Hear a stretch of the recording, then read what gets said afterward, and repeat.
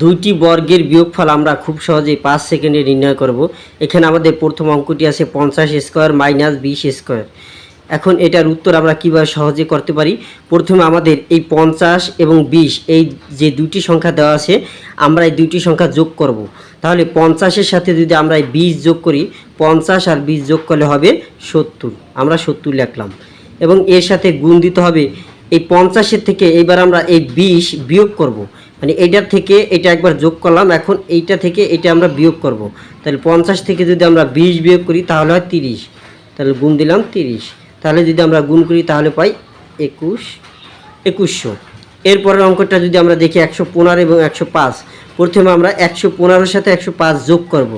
115 এবং 105 যোগ করলে হয় 220, এর সাথে গুণ দেব।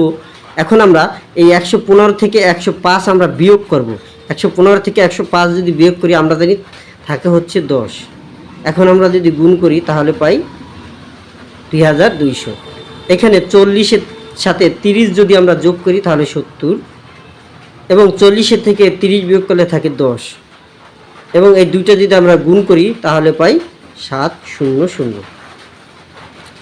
এরপরে 30-এর সাথে 20 যোগ করলে হবে 50, এর সাথে গুণ হবে 30-এর থেকে আমরা এই 20 বিয়োগ করব। 30-এর থেকে 20 বিয়োগ করলে থাকে 10, গুণ করলে পাই 500।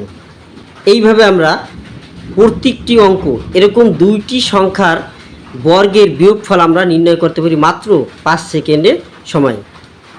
যদি ভিডিওটি ভালো লাগে তাহলে অবশ্যই ফলো করবেন। আমাদের এই পেজে সকল শ্রেণীর গণিতের সমাধান দেওয়া হয়।